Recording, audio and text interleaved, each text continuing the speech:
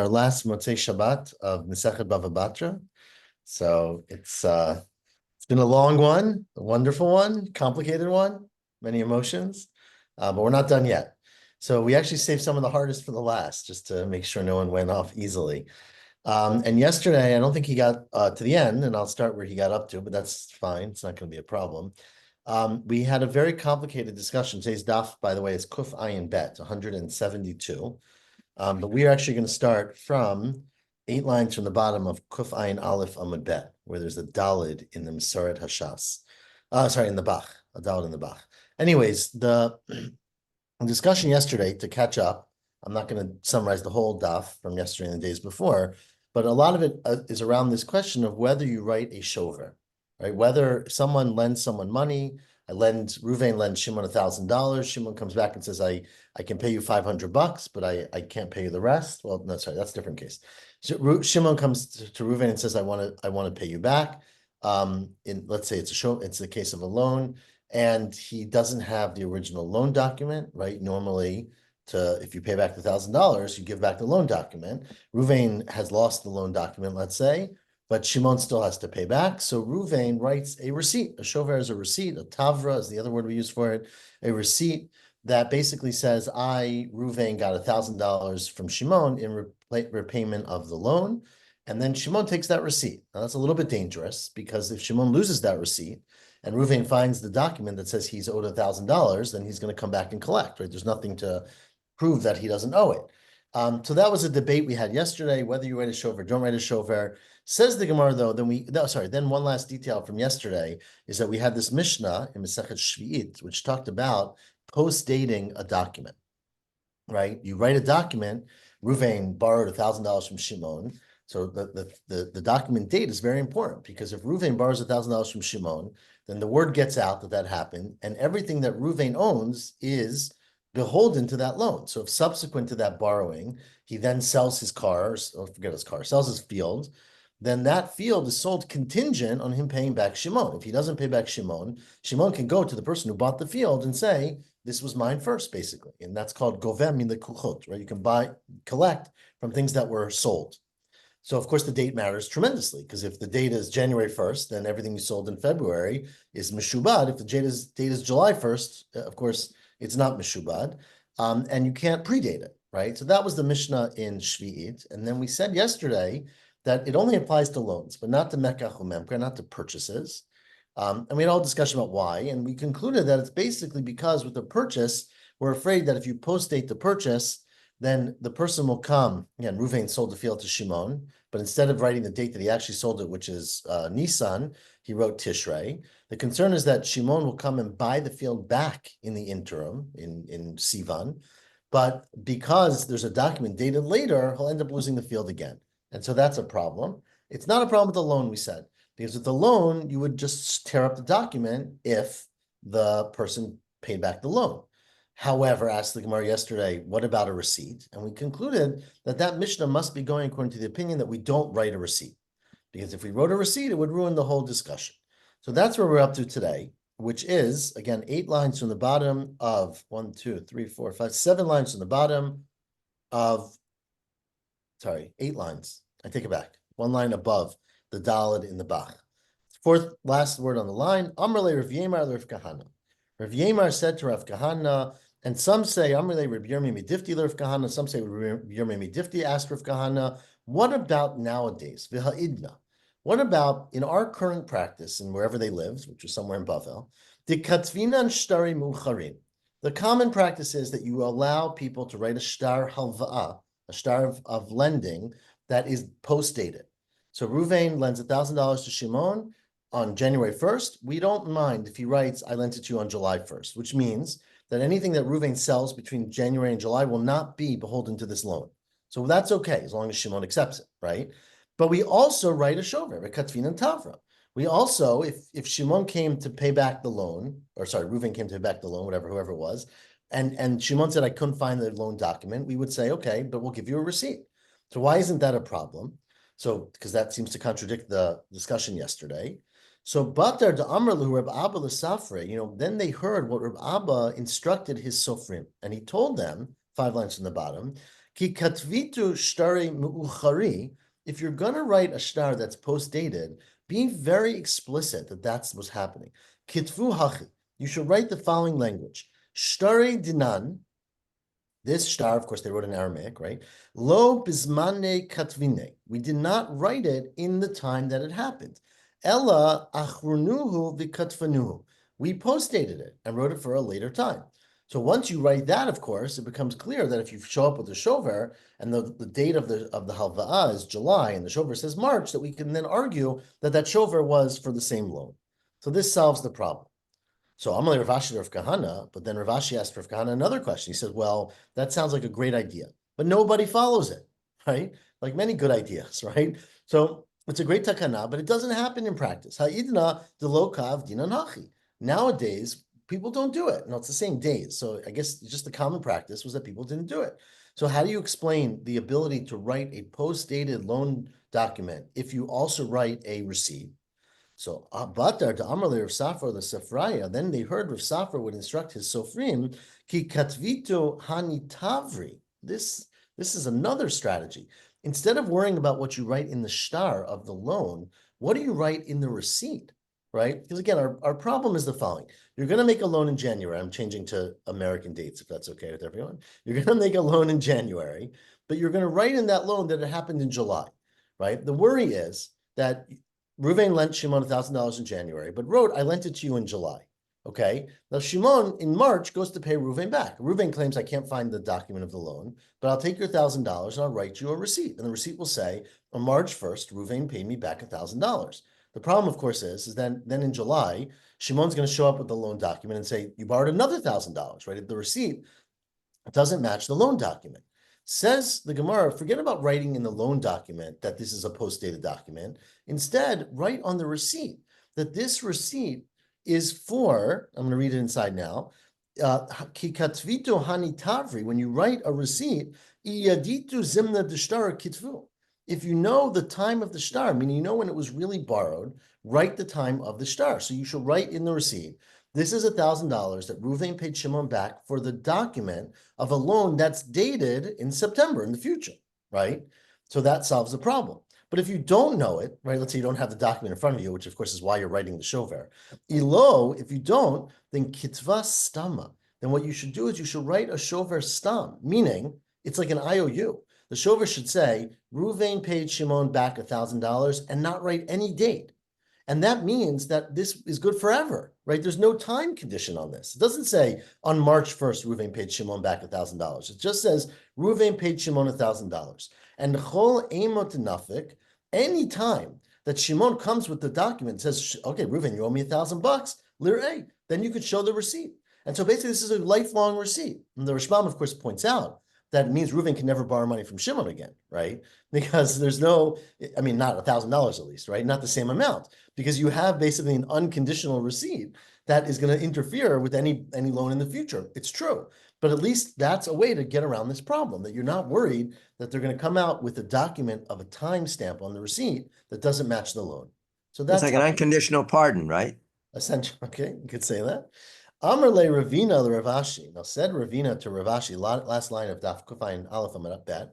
The Amarle Rav Ashi to Rav Kahana. Now Ravina either said to Rav Ashi, or Rav Ashi said again to Rav Kahana. These are all great strategies. We love that you're so wonderful in solving all the problems, but nobody does it, right? Vaha, top line of Kufayin Bet. Ha'idna, nowadays, lo kavdinan hachi. People don't do it. So they don't write this in the receipt. They don't write it in the shtar. And so now we have a problem, because if you write a receipt and you write a loan document that could be post-dated, you can lead to all kinds of trouble. So Rav Kahana said back to him, or some say Rav Ashi, Amar Le said back to him, look, you can't solve all the problems in the world. Rabbanan tikuni takini. The Rabbanan come up with solutions, right? They have takanot of how you should write your shtar, how to resolve these problems. Man to avid. If you follow their advice and you write your shtar the right way, good. Mantalo avid, ihu dafsid and hafshe.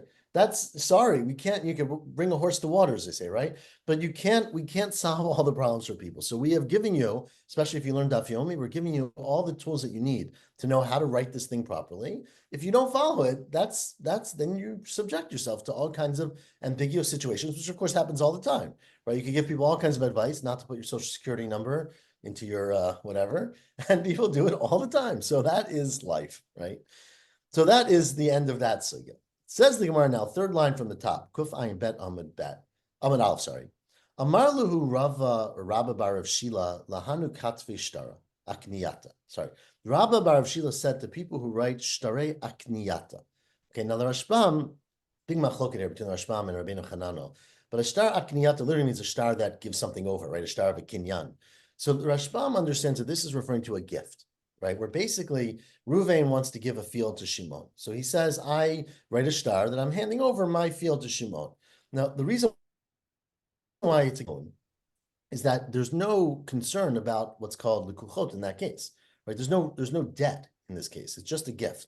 So Ruvain gives over a field to Shimon, and he writes on it that, it's on Sunday, let's say. So let's say you're doing such a thing.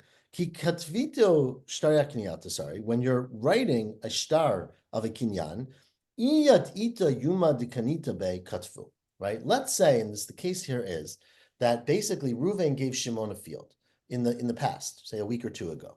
Then they finally get to court, and they're able. The assumption, the Rashbam's easiest assumption is that there's witnesses who saw it happen, and they get to court and they want to write it down in a document. Okay, so when they write the document, said Rabba bar of Shila, if you know the day that it actually happened, then you should write that day. You should write 2 Sundays ago or January 1st, Ruvain gave over a field to Shimon. If you don't know, Katvu Yuma de Kanmitu Bay, write the day that you are actually in front of the court. You don't want it to look like it's false. You don't want to write, we're not sure when this happened, but it happened sometime before today, right? So then, because then the star, of course, looks very ambiguous. So therefore, if you know when it happened, you write that day, that last 2 Mondays ago on January 1st, Ruvain gave a field to Shimon. The witnesses saw it. We're writing the star. If you don't know the day, then you have to just write it for today. The Rashbam points out that why does this help someone? Because let's say, and this of course is not far-fetched, Ruvain was in a very generous mood. He was giving away his field to many people, right?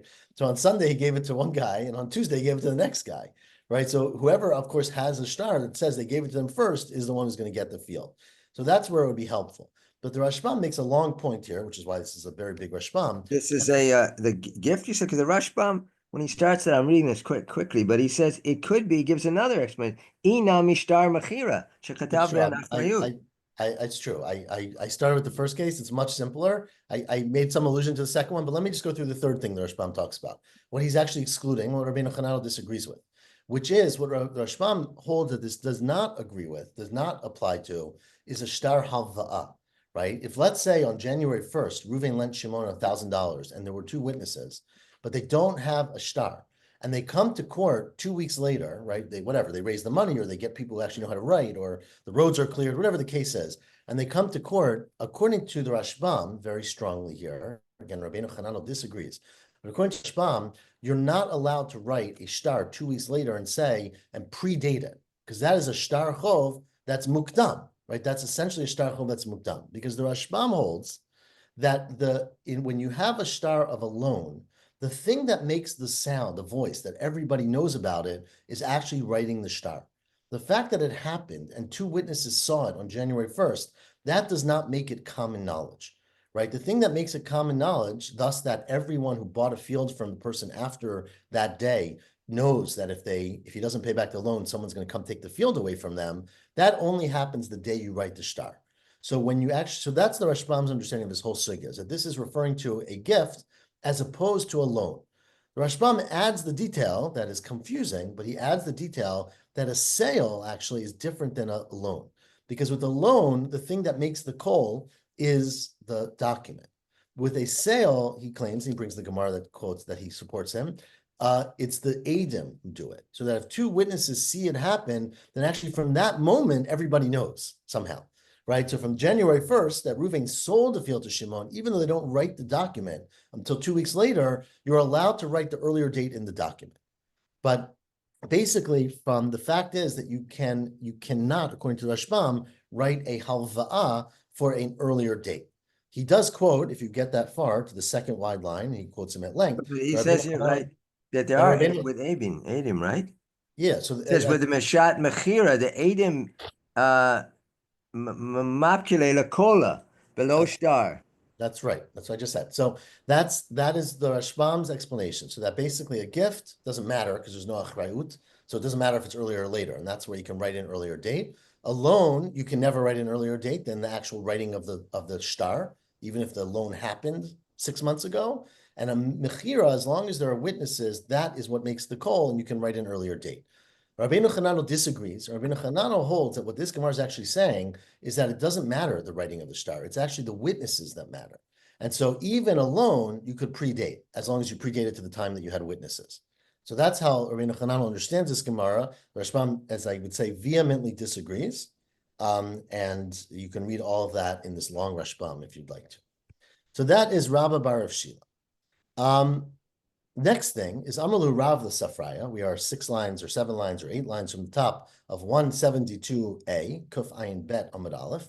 Amaru Rav the Safraya. Rav used to tell his scribes, V'chein Amalu Rav Huna the Safraya. Rav Huna said to his scribes, Ki kanitu b'shili katvu b'shili. Right? It happened very frequently. A person might do a transaction in one city and then go find a court or a scribe to document for him in a different city. Right? And maybe city is a strong term, or maybe village, right? So there were 2 villages that we've talked about many times that were near each other in Bavel called Hili and Shili, right? So Hini and Shili, sorry. So if you are in Hini, write Hini in the star, even though it happened, where am I? Afagav demasrin l'chumili behini, right? Sorry, I don't know if I misspoke, but either way, if you're in Shili, write Shili, even if it happened in Hini, or in the opposite. Kamitu behini, katvu behini, afagav demasrin l'chumili b'shili. So even if you heard about it, and you watched it, in one village, you're supposed to document where you are because otherwise it sounds like it's not true, right? It sounds like we are here today in Yonkers when we're actually standing here in Riverdale. So even if you heard about in that place, you should write, or Lakewood, sorry, you should write the place where you actually are. Amar Rava, now 2 lines, or second to last narrow line. Says Rava, very interesting halacha. These are all fascinating. I don't know how practical they are because we don't do a lot of shtarot in our lives. I mean, we do, but we don't think of them in these terms. Well, why shouldn't we enforce them to? Now, there are other cases where we say one should ideally go back to the place, or why don't we tell him to go back to Shili if the event actually took place in Shili? I don't know how far away they are apart, how far they are from each other, but I mean, why didn't it? What if to say that if we're saying we can't write something predated, and obviously, I mean, you'd think this happened this was predated. Why do we say that we allow him to write it in Shili, even though it happened in Hini, or vice versa? I mean, obviously, these are very, very different things, right? So that meaning if you predate it, you have implications for other things that were sold or bought. The location of the star really has no implication on whether you owe the person money. Whether you borrow money in New York or borrow money in Pennsylvania, you owe the money. The point is that you don't want the star to look false, right? So you don't want to write down something in a star that we are. So if you, again, the case here is similar to the previous case. You watched it happen and then you wrote the star later. But the point is that we talked before about what date you can write in the star. But this is that where your location, you should write the location of where you're actually writing the star. You can write, the Rashbam seems to say, that we saw it happen in a different place. But we are sitting here in this place writing the star. On what date? So that's what we asked before. That was the thing we just said. So I mean, I understand that, but you're in Hini, and this took place. You made the agreement was in Shili 3 weeks ago. That's what you're assuming. It could happen this morning in Shili. I don't know. They did it this morning, and now you walked over to Hini, and that's where the scribe is. But either way, again, the time is the previous thing we discussed, which according to the Rashbam, you write the time only if it's a star, if it's something where there's no achrayut. No, I understand that, but but if he's moving and they have wagons, I mean, I don't know how close Hini and Shili were, but yeah, okay, but if they're 20 miles apart and that day they're traveling with wagons, he didn't get there in the same day. It was the day before. So, and we're saying it took place in Shili, so it's predated, right? I mean, do they have wagons? No. The date is a different question. This is only a location. We're assuming it's the same date. You're mixing 2 things. I'm not mixing. I'm not mixing. I'm just saying that logically, if one took place, unless you have to specify, basically it took place the same day. But yeah, so again, it could have been a different day. It's logical to assume that he was in Miami yesterday and he's in New York today. So again, you can assume a lot of things, but the previous discussion was if the date is different, and that's again where the Rashbam and Rabbeinu Chananel disagreed. Here's a question of location, assuming it's the same day, or you've already dealt with the date. It turns out that they're very close to each other, but that's again just a detail that's not so important. Okay, whatever. Amar Rava. Now says Rava, second to last narrow line. Hi man denakit shtara barmea zuzi. Let's say you have a situation where a person has a star that says that, say again, let's say he's Shimon. And Ruvain, here's a star, it says Ruvain owes him $100, 100 zuz, which was a very large sum of money. And it's signed and it's sealed and it's all confirmed by the court. We have all the right things. But Shimon comes to the court without Ruvain present, because if Ruvain's present, you can do anything you want. But Shimon shows up in the court and he says, V'amar, listen, can you do me a favor? Shavya nihili trei b'nei chamishin chamishin. I would like to convert this $100 debt into two independent debts of $50 each. For whatever reason, I don't know, I'm traveling, I don't know, whatever the reason might be. Maybe I think it's easier, he'll pay me back more if I present him a debt for 50, it's not as daunting. I want to convert this. So you'll rip up the old star, we're not worried about the old star being used, and you'll write for me in front of a court that you verified and it's okay, all the things we talked about for the last 20 dap or more, right? The court will verify 250 zuz shtarot. Says Rava, don't do it. Lo mashvina lo. We don't do it for him. Why taima? Because why not? Because avdu Rabbanan milta, the Rabbanan made a takana that is sometimes nichale lemalve. There are benefits to the lender, even though the lender here asks you to do it, just to be clear. But we told him it's not in your best interest. V'nichale lelova, and it also is in the interest of the borrower sometimes. Why? Nichale lemalve. Well, sometimes it's better for a lender to have 100 zuz shtar over having 250 zuz shtar. And the reason being is that let's say the person can't pay you back the whole debt, right? He only pays you back 50, right? So then what happens is, at least practically nowadays, is that you don't rip up the original star, you write him a receipt that says he paid you 50. But of course, if he loses that receipt, you have a star that still says you owe him 100, right? He owes you 100. So it's going to put a lot of pressure on him to pay back the 100 so that he can rip up the original star, as long as it exists. If you have two independent shtarot of 50-50, then once he pays back 50, you'll just rip up one of them, and there'll be less potential for him to have a huge payout. So let's read that inside. It's good for the lender to have the whole sum, because he could force him, basically, pressure him to pay him back. But it's actually also good for the lova to have 100 zuz shtar, because let's say the lova pays back 50 zuz. Right? So then when a year later, Shimon, the lender, goes to Reuven and says, okay, you didn't pay me back. Here's my document that says you owe me 100 zuz. You only pay me back 50. Reuven can say to Shimon, yeah, but I paid you back 50. So how do we know that the shtar is still good? And remember that if you admit that part of it was paid back, you'd have to make a shvua, right? So basically it weakens the power of the shtar, and anything that weakens the power of the shtar is good for the borrower, right? Because if there's no shtar, there's no loan. So therefore, basically, it weakens the shtar because it makes it that the shtar is not absolutely correct. And Shimon will admit it's not correct. It's a shtar for 100. Since then, you've paid me back some of it. So now the pressure is on Shimon, the lender, to prove that actually you didn't pay back all of it, or that the shtar is still a good shtar. And so therefore, there are times where it's beneficial. Now, again, in this case, the lender asked to do it. So if both the lender and the borrower ask to do it, we're not going to stop them, right? People can do whatever they want. But we won't do it without the other one being present because we don't know if it's in their best interest. And says Rava, in the third line, Vamar Rava, the opposite is true as well. Let's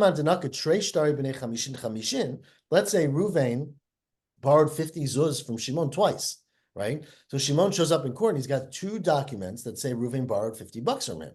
And he says, look, I don't need so much paperwork. I want to consolidate. Can you rip up these two and write me one that says he borrowed 100 from me, right? Or owes me 100. V'amar shavinu nihili chad barmea. Can you turn this for me into one document that says he owes me 100? Says Rava, don't do it. Lo mashvinale. Don't do it for him because, again, it's sometimes not beneficial. It's the exact mirror of what we just said, right? Avud Rabbanan milta, the Rabbanan made a takana that sometimes nichale lemalva v'nichale lelova. Sometimes it's good for the lender, and sometimes it's good for the borrower. And again, this is exactly what we just said for the opposite people. Nichale lemalva, it's sometimes good for the lender because rather than have a shtar that's 100, in which case if the person pays you back 50, your shtar is going to be partially correct now. You don't want to be pogame, you don't want to weaken or damage your shtar, not to damage the shtar itself, damage the claims in the shtar. So it's better to have 250s than 100 if a person's going to pay back part of it at a time. And nichale lelova, it's also better for the lova because, as we said before, when someone has a shtar that says you owe them 100 and you pay back 50 and get a receipt, there's still pressure. You might lose that receipt, right? And then you'll have to pay them again more than you owe them. He can't force you to pay him back. So therefore, again, without consent, we don't allow you to adjust the shtar. Why aren't the two of these contradictory? We're saying that it's better to have the 50 and not break it and change it to 100. And then we also said it's better to have the 100 and not change it into 250s. So that's why I use the word sometime, right? So there are situations like this where things can be there's potentially beneficial either way. And therefore, without two people's agreement, we can't make an assumption. There are potential benefits for the malva, as we said. There are potential benefits for the lova, and therefore you can't turn either way. Right. So we're basically saying you're screwed both ways. Not screwed. You're limited both ways. You can't turn 250s into 100, and you can't turn 100 into 250s again without consent of the people. Amar Ravashi. Now, one more halacha before we get to the Mishnah. Said Ravashi, let's say Haiman denaket shtara bar mea zuzi. Right now, this is a very interesting case. Shimon walks into court and says, "Look, I've got a document, again, signed, sealed, stamped by Beit Din, all the right things, that says that Ruvain owes me 100 zuz. I don't actually, I feel bad for Ruvain. I don't want him to pay me 100 zuz. I'd like you to rip it up and make it a document that says he only owes me 50. I want to forgive half the loan." Okay? Sounds like a nice guy. V'amar shavinu nihili chad bar chamishin. I want you to turn this into one document that's worth 50. Now, again, Ruvain's not there. If Ruvain's there, it's a whole different discussion. Ruvain's not there. Shimon walks into court and says, I'd like you to convert this into a $50 loan. Says the Gemara, says Ravashi, lo mashvin, don't do it. My time, because we're worried that what's going to happen is, Amrina, and we're worried what's going to happen is, hi mifra para inile. Ruvain's going to pay back the 100 zuz. He doesn't know anything about this, right? He's going to pay back the 100 zuz. And he's going to say to Shimon, okay, I'd like to have my document back that says I borrowed 100 zuz. And Shimon's going to say, I lost it, right? Of course, he destroyed it. V'amrle, he's going to say, Ruvain's going to say to Shimon, havli shtarai, give me back the loan document. V'amarle, irchasli, he's going to say, I don't have it anymore, which is true. He doesn't have it, but it's because he got rid of it, right? And kativle tavra. Okay, I'll write you a receipt. The receipt's going to say that you paid me 100 zuz, which is great. But then a week later, I'm going to pull out a new shtar. It says you borrowed 50 zuz from me. And you have a receipt that says you paid me back 100 zuz, which is clearly not relevant for this 50. So I'm going to really play a lot of good tricks with you. Umapikle hi, right? The lender will take out this 50 zuz document. And Amrleni said, no, it's a new loan. It's a different loan because you have a receipt that you paid me back 100. Thank you. But I have a document that says you owe me 50. It turns out the whole thing was a false thing. And therefore, the court should not do that. Again, we're assuming a person's unscrupulous here, just to be clear, but the court should not do it without the borrower, in their presence. Okay, continues the Mishnah. Interesting case. Well, last Mishnah for today, only Mishnah for today. Says the Mishnah on Daf Kuf Ayin Bet Amud Aleph. Let's say, unfortunately, as very often happens in life, you have Shnei Achim, you have two brothers who come to inherit their father, and Echad Ani ve'Echad Ashir. One is rich and one is poor. One is poor and one is rich. So one has a lot of money and one does not. The father leaves them a bathhouse. Okay. Now it's a little complicated, but let's just say it's a family bathhouse, meaning it's confined to use by the family. It's not rented out to the community. Okay. Or Beit Abad. Or, well, we'll get to that in a second, sorry. Or it's a Beit Abad, which is a olive press. Okay. Again, olive press is the kind of thing that a community needs to use. So says the Mishnah, Asan l'schar, if these things are meant or were used by the father for renting out, meaning he would rent out his bathhouse or rent out his press or things like that, then you keep renting it out and the brothers share the revenue, right? Aschar lemsa. So then the rental price goes between them. It's split between them. But if asan la'atzmo, right? So let's say, though, it was done for personal use. So now it's a personal bathhouse. One brother cannot force the other brother to say, let's convert it to a commercial bathhouse. We're going to it's really complicated. Why not? But let's just say that they can't, right? So one brother, if it was left sort of under conditions by the father, that this remains in the family. It's personal use. So now one brother says, this is great for me. right? I'm a wealthy guy. I've got a household of 50 people. They need to take showers. They're going to use the bathhouse all the time. The other guy is dirt poor. He doesn't take a shower, but he doesn't have anyone in his family. So, he doesn't have any people who needs to it. Or let's say Beit Abad, right? One has huge olive groves. So all of his olives will get crushed there. The other one doesn't own a piece of land. So it's useless for him. So can he force the other brother to either rent it out or sell it? Says the Mishnah, he cannot. Harei ha'ashir omer la'ani. The rich, mean brother can say to his poor other brother, Kach lecha avadim. Maybe you should get yourself some slaves. Yirchatzu b'merchatz, and they could wash in the bathhouse. Meaning, your problem. Kach lecha zeitim. Get yourself some olives. It's not my problem that you own no olives and can do nothing with this Yerusha. So, of course, as we like to say, the rich get richer, right? So there's no responsibility of the wealthy brother to change the arrangement because the poor brother can't benefit from it. Again, if he wants to, he can do whatever he wants, but there's no requirement. Well, and we'll discuss this more in the Gemara, but that is the Mishnah. In the next case, which is not that related, but a similar interesting concept, is let's say you have Shnayim Shel Yubir Achat. You have two men who live in one city, and their Shem Echad, one of them is named Yosef ben Shimon, and what would you know? The other one, Shem Acher, is also Yosef ben Shimon. So, which would not be so uncommon, right? There was a small number of names, I guess, or especially if people are, all great grandchildren of the same people, and they use names over and over. I'm sure we've all seen this, right? There are many grandfathers and grandsons, etc. You've got two Yosef ben Shimon, which is a name we always love to choose in the Gemara, who live in one city. Says the Mishnah, Ein yicholin lotzi shtarchov zelzeh. They can't have a document from one to the other saying Yosef, Yosef ben Shimon A, can't bring a shtar that says Yosef ben Shimon borrowed $100 from me and say I'm the lender, he owes me money. Because the other one can always claim, wait a second, it's not true at all, right? And we'll see in the Gemara the details, but presumably it's because you can write a shtar without the other person present, and he might say, well, you just wrote that. I'm not part of this. So you're not allowed to take a shtar that says one for the other. Now another person can't come up to one guy and say, look, you borrowed $1,000 from me, and I have a document that says Yosef ben Shimon borrowed $1,000 from Ruvain, because you can always claim it was the other guy, right? And the other guy will claim it was you. So there's no way to prove that one of them borrowed the money, and therefore you can't collect from them with that documentation, right? But these two Yosefs could never do any business in town that would involve purchasing and buying and shtarot and so forth. Well, one second. It'd be a hard problem for them. We do have a problem. There's a third case that we didn't mention, just to be clear, which is that they can lend money to other people, right? It seems in our Mishnah. We're going to discuss this today, I think today.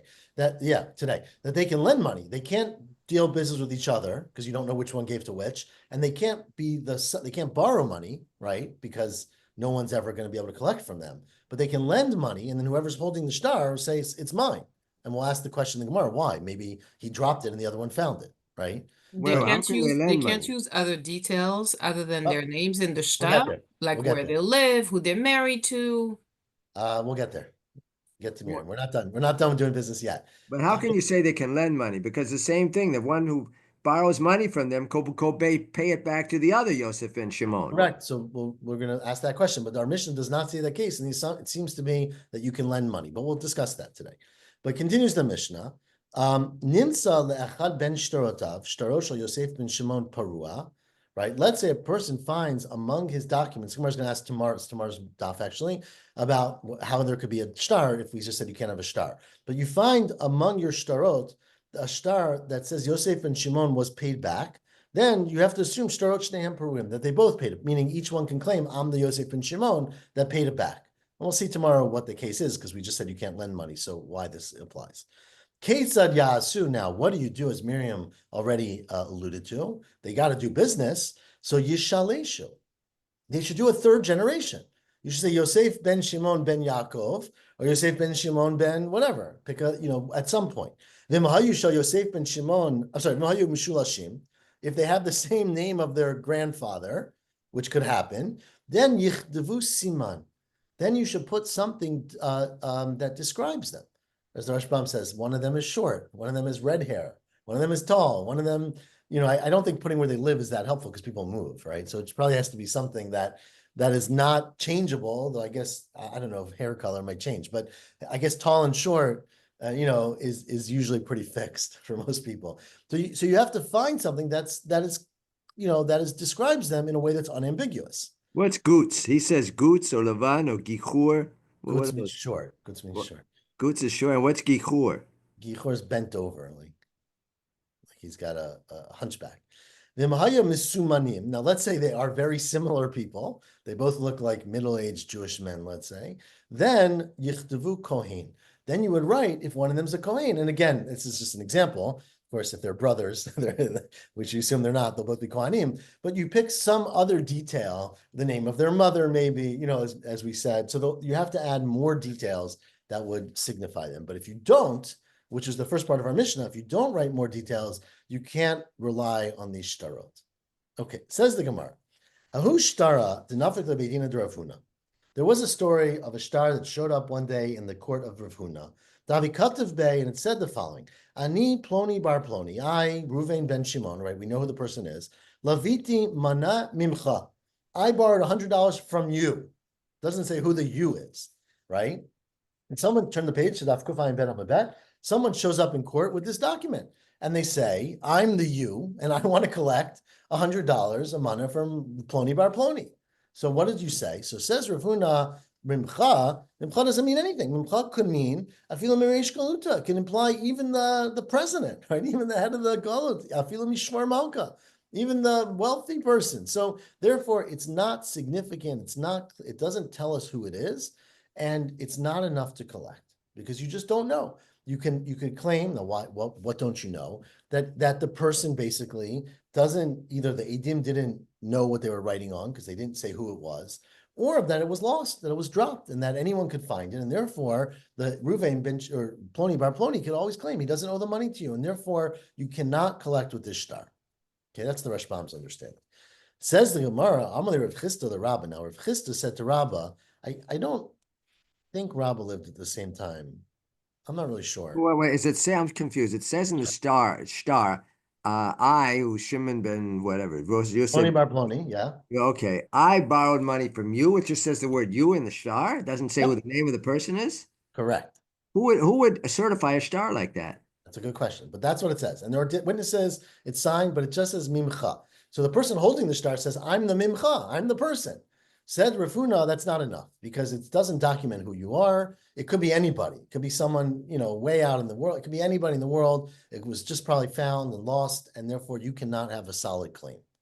So that's what Rav Huna said. We're gonna have other opinions. Give us a minute. Said Rav Chisda to Rabbah. Now, I'm not 100% sure if this was in the same time. Rav Chisda, I think Rabbah was not the same generation as Rav Huna, but maybe he was a student. I'm not sure. But said Rav Chisda, who was around with Rav Huna, to Rabbah, look, well, I guess he was because he says he's going to. So let's assume, so he was. So let's say Rabbah was a student of Rav Huna or was a student at that time. So Rav Chisda said to Rabbah, look, this is obviously a very exciting and interesting topic. You should go and give us some thought. Because this evening, when we all come together for dinner or night seder or whatever we do, Rav Huna is going to ask people's thoughts on this subject. So he was prepping him, right? So Puk Ayenba, go and analyze this, meaning try to find sources and things like that. Dila Orta, because this evening, Boy La Rav Huna Minach, Rav Huna is going to ask you what your opinion is about this, like what your thoughts are. So Nafik, so Rabbah went out to do some research. I'm not exactly sure how he did research back then. They did not have written stuff. So he either racked through his notes and his thoughts, or he asked people. Duck, he found Ashkach, and he found the following Breita, which he thought really will open up this whole discussion. Titania, there's a Breita in Masechet Gittin that says, and remember, there's a very interesting halacha in Gittin that there's several categories of a get that is puzzle, if you didn't do it right. But if you marry with that get, the vlad is not a mamzer, meaning they're not a psul doraita. It's a psul that the Rabbanan made up, but it's not a real psul. And in fact, midoraita, the get works, right? And one of the cases was the following case. Get sheyesh lav edim, a get that has proper edim, ve'ein bozman, but there's no date in the get. So the Tanakama says in Gittin, that's a bad get, but only midrabanan, because the Torah doesn't say you need to have the date. And if you actually get married with that get, the kid's not a mamzer. Okay. Says Abba Shaul Omer. Abba Shaul says, I disagree. Because im katuvbo, if you say in the get, gerashtia hayom kasher. if you write in the get, I am divorcing, the husband, Reuven ben Shimon, divorce the wife. With this get today, even if you don't write what today is, then it's kosher get. Why?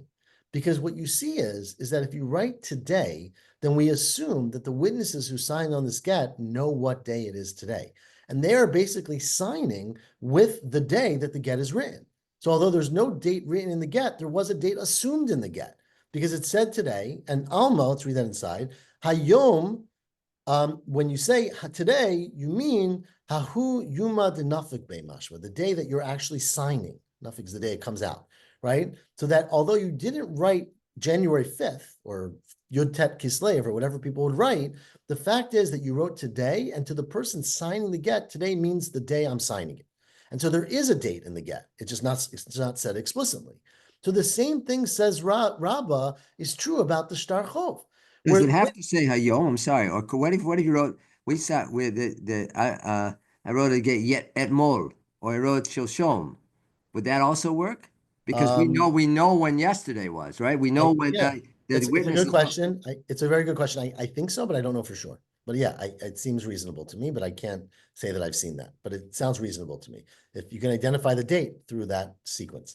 So it says the Gemara now, Hachanami, Mimcha, says Rabbah, when you write in the shtar, Ruvain, Ploni bar borrow money from Mimcha, from you, and there are witnesses who sign that, the witnesses know who the you is. So although we don't know who the you is, we assume that there was known, and it's a good shtar, and therefore the person holding it can say it was me.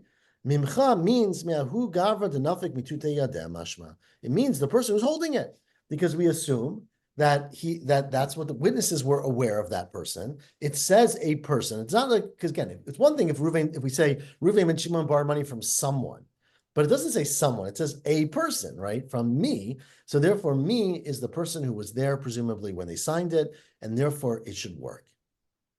So that was what Rabbah said. So he disagreed, it seems like, with Rafuna. Amar le. How would you substantiate that? You'd have to find the witnesses and find out who that you is. No, you would make the assumption for now, we're going to ask that question in a second, that whoever's holding it is the you, right? The fact that you're holding it is you, right? So even before we said you might drop it and pick it up, we're ignoring that now. We're ignoring that right now. So Rafuna basically said, who's you, right? You could be anybody. The fact that you're holding it doesn't mean that it was written to you. Says Rabbah, it seems from the get that in fact we trust that when they write in the get today, or maybe yesterday, I don't know, or they write in the shtar to you, that the witnesses who sign know what today is, and they know who the you is. Ask the Gemara now, or says Abaya, Amar le Abaya, says Abaya, well, maybe there's a whole different argument there. Maybe the reason that Abba Shul says that it's kosher when you write a get with a date that says no date, but it says today, maybe the reason Abba Shul says it's kosher, Dilma Abba Shul, Rebbe Eliezer spherely. Maybe Abba Shul holds like Rebbe Eliezer, which is a whole different argument that we had extensively in Gittin, which is whether you need a date in the get at all, whether it's a day Mesira, the ones, remember the witnesses who watch it being handed over, which means you don't need a date, or a day Ketiva, right? Whether it's the witnesses who write it, in which case you do need a get. Let's read that inside. Maybe he holds like Rebbe Eliezer, to Amar a day Mesira Karti, that like Rebbe Eliezer, that you don't actually need a date in the get because it's the people giving it over that signify the final date, the final giving, sorry.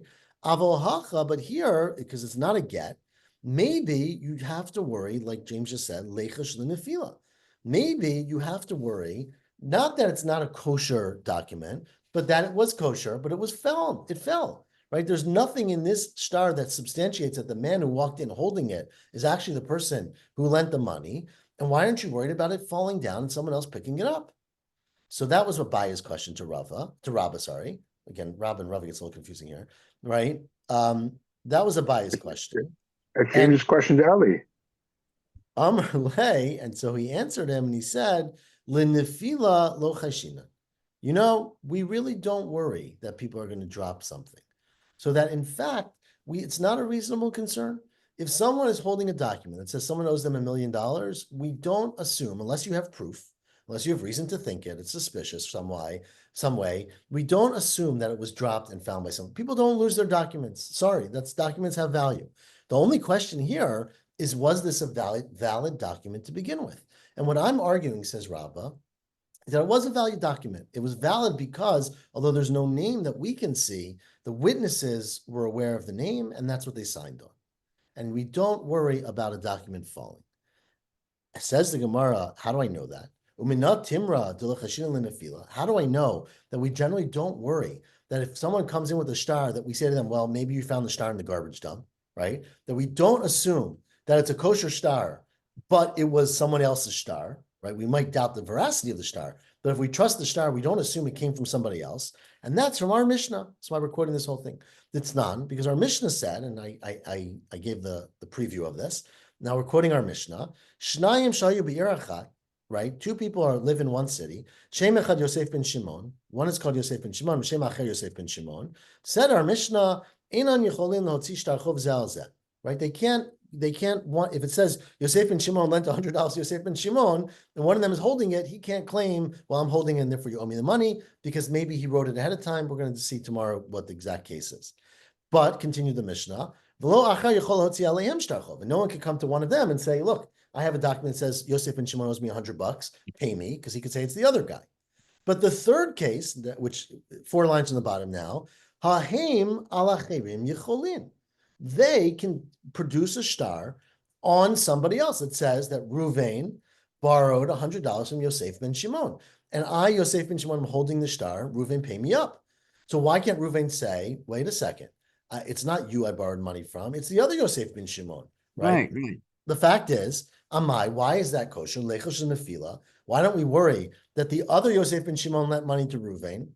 He dropped the star. This guy said, oh my goodness, my lucky stars. I found a star, and not only did I find a star, but it has my name on it, right? So he brought it to court.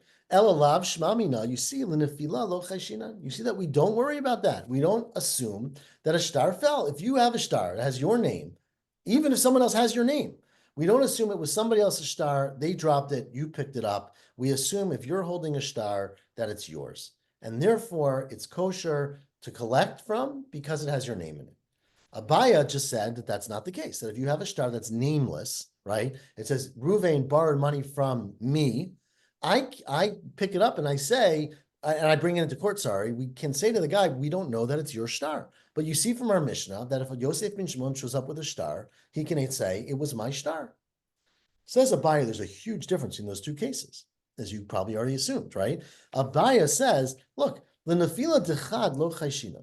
The odds of a person dropping a star and one individual in the entire world picking it up, that is a rare event. L'nefila derabim chayshina. To say anybody picks it up, that's not a rare event. People drop things all the time, right? But if it says no name in it, the odds anyone picks it up says, oh my God, it's my lucky day. It says someone owes $1,000 to the holder of the star. I picked it up, I'm the holder of the star. So there we don't trust. It certainly could have happened that the star fell. The case of our Mishnah, it has to be that one Yosef ben Shimon lent money, dropped the star, and another person with the exact same name found that document. That's very unlikely. And that's what our Mishnah is saying, that it depends on what the circumstances are, right? L'nefila dechad, this is how the Rashbam understands. L'nefila dechad is when it falls and has to be found by one individual. That's no longer, right? Random things happen all the time. People drop things and they pick them up. But for it to be dropped and picked up by someone with the exact same name, the odds of that, or whatever the population is, right, are very small. And therefore, the fact that I, Yosef ben Shimon, have a star with my name in it, sure, there's an infinitesimal possibility that it dropped from somebody else in Yosef ben Shimon and I picked it up. But that's too small for it to be practical, according to our Mishnah. But if it doesn't have a name in it, then anyone who drops it and finds it, those odds are much, much higher. And therefore, you will not trust such a star.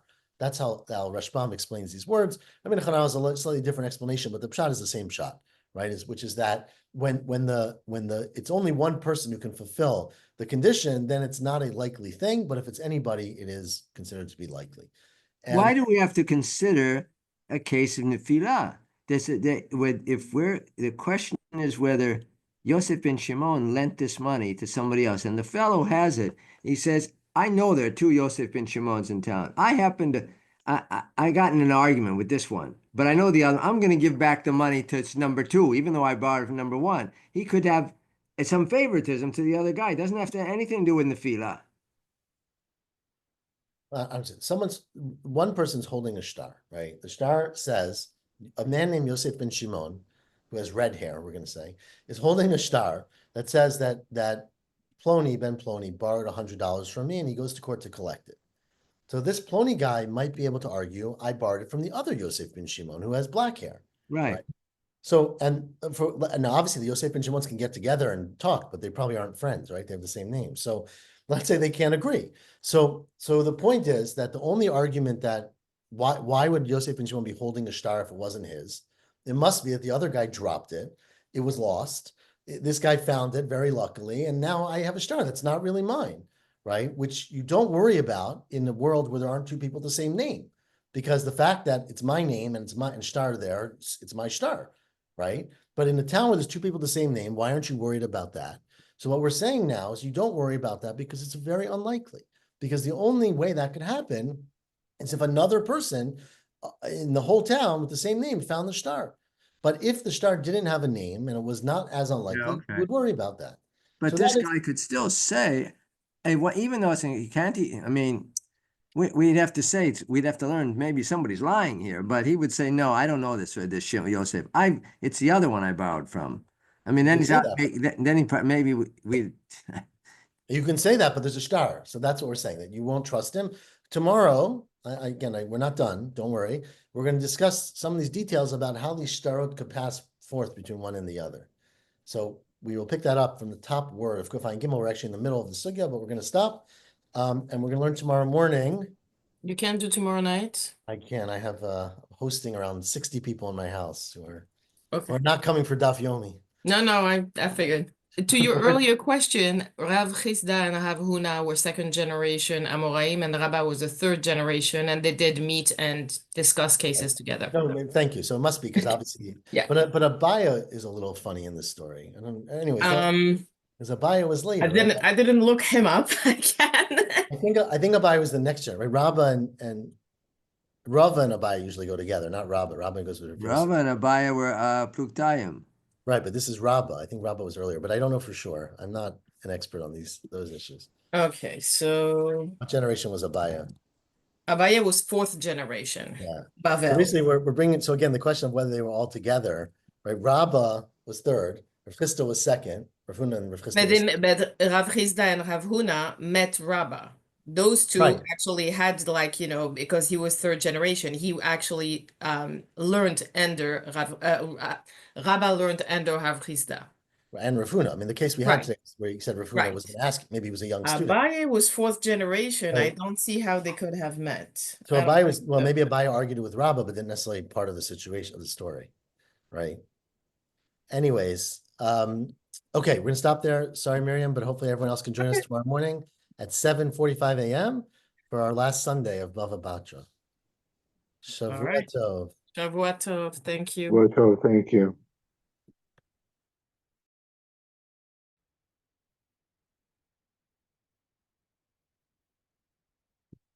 People in his house.